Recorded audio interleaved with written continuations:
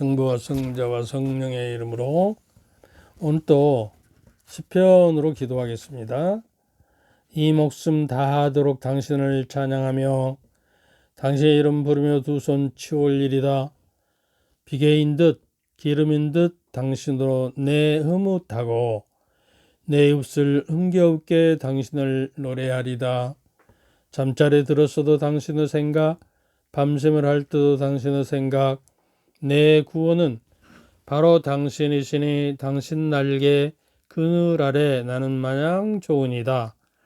내 영혼이 당신께 의지하올 때 이 몸을 바른 손으로 붙들어 주시나이다. 아멘.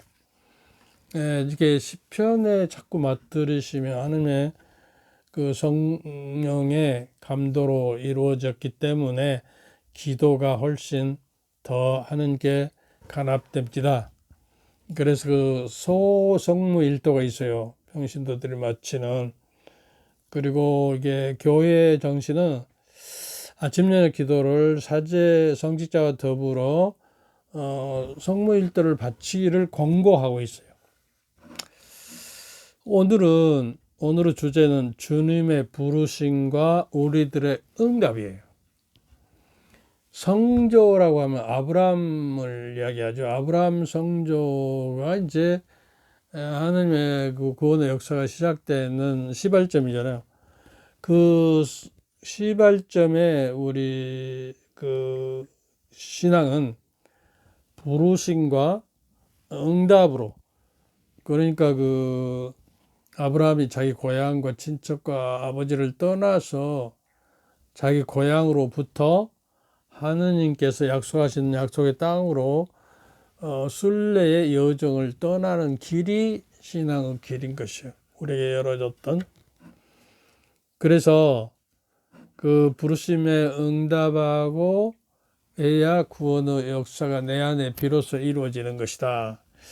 근데 이제 성서에서는 그 부르심에 하느님께서 먼저 주도권을 갖습니다. 근데 인간은 자꾸 부모가 자식의 주도권을 가지려고 그래요. 한번 들어봅시다. 그 자연현상에서도 그렇고요. 그 자줄 못하기라고요. 그 줄자는 쪼을 줄자고 탁도 쪼을 탁자예요. 그러니까 자식이 탁탁하면 어미가 탁탁한다는 이야기인데, 알을 닭이 품고 한 21일인가 되면 이제 부화가 돼서 병아리가 돼서 속에서 알 껍질을 탁탁 쪼아요. 그러면 바로 그 적시기에 동시에 일어나요. 어미 닭이 위에서 탁탁 쪼은 것을 자줄못탁 또 줄탁동시라고 합니다. 어떤 병원에 가니까 크게 써서 의사와 환자가 줄탁 그 동시가 이루어져야 한다는 거예요. 그 제자와 그 스승의 관계도 마찬가지입니다. 동시에 일어나요, 이렇게. 그래서 이제 그 병아리가 톡톡 치면 그 어미가 대답하듯이 제자가 톡톡 치면 스승이 대답을 해줘요. 근데 우리나라 어머니들은 뭐라고 하잖아요. 어린이들을 학교에 보낼 때 뭐라고 하죠? 선생님 말씀 잘 듣고 오라. 근데 이스라엘 사람들은 안 그래요. 이스라엘 사람들은 오늘 가서 선생님에게 질문 많이 하고 와. 이렇게 해요. 그러고 이제 돌아오면 무슨 질문해서 질문을 하려면 미리서 학습을 해야 하거든요. 근데 우리는 일방통행으로 주입식이에요. 그것 가지고 4차 산업의 창의적인 인간을 기를 수가 없어요. 이스라엘의 그 노벨상 받은 사람이 24명인가 돼요. 우리는 하나도 없잖아요. 뭐 거의. 그래서 그 닭도 그렇지만 그 곤충도 어쩐지 알아요? 곤충도 이게 유충이 그 고치 속에 들어가서 이제 유충이 돼서 나비가 돼서 되면은 나비가 이제 그 고치를 찢고 발버둥을 치면서 나오려고 막 힘을 쓰고 죽을지 살지, 이게 아주 기로에 쓴 거죠. 못 찢으면 죽는 것이잖아요.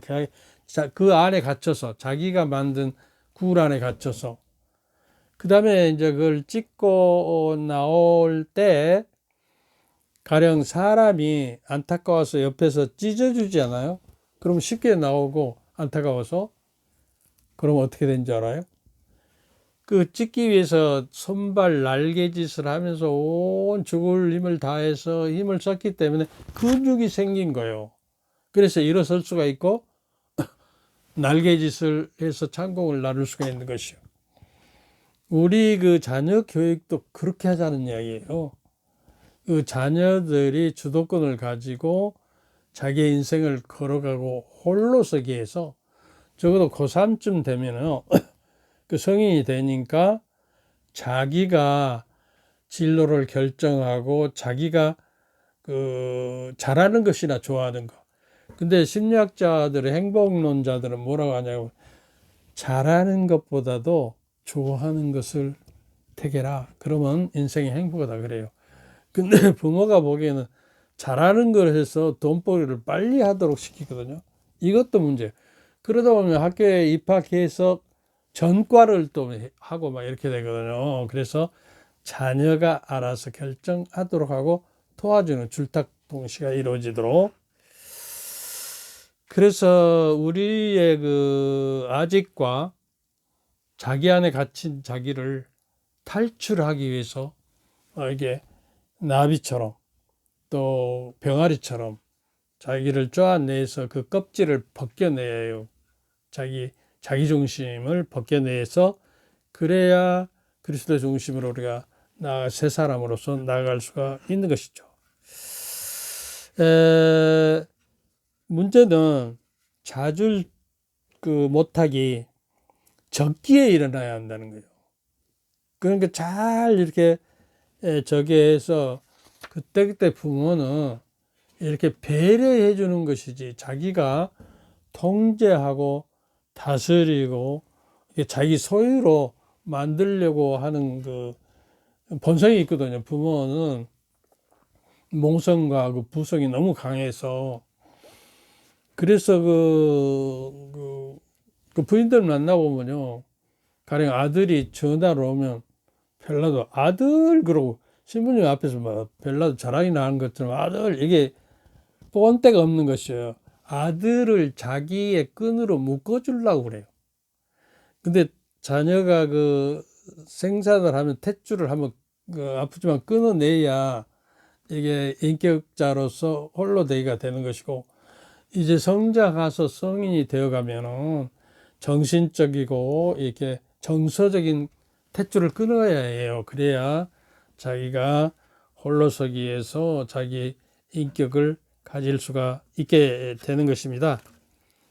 그래서 이런 점을 유념하셔야 하고요.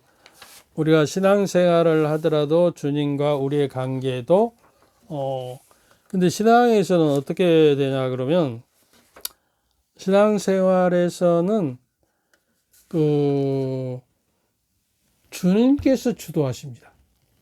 어떻게 되냐 그러면 요한복음록 3장 20절에 보면요, 보라 내가 문 앞에 서서 문을 두드리고 있다.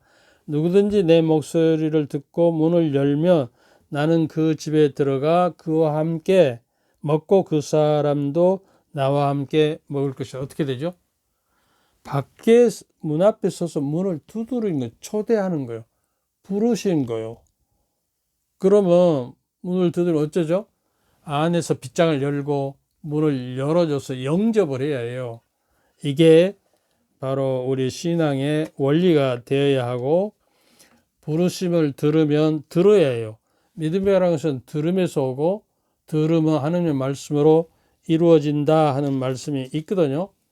그래서 우리가 마음의 문을 빗장을 활짝 열고 하느님께 나아가야 합니다. 그 요한복음 1장 11절에서도 그분께서 당신 땅에 오셨지만 그분의 백성은 그분을 맞아들이지 않았다. 그분께서는 당신을 받아들이는 이들에게 당신의 이름을 믿는 모든에게 하느님의 자녀가 되는 권한을 주셨다. 이렇게 되어 있습니다. 여기까지 하겠습니다. 감사합니다. 성부와 성자와 성령의 이름으로 오늘도 마찬가지로 이 비대면에서 이제 여러분에게 마치 어떠죠? 전례를 행하듯이 하나님께 주신 사제적인 강복을 여러분에게 드리겠습니다. 주님께서 여러분과 함께 또한 사제의 영과 함께 전능하신 천주 성부와 성자와 성령께서는 여러분과 여러분 모든 가족에게 축복을 내리시어 길이 머물게 하소서. 아멘. 감사합니다.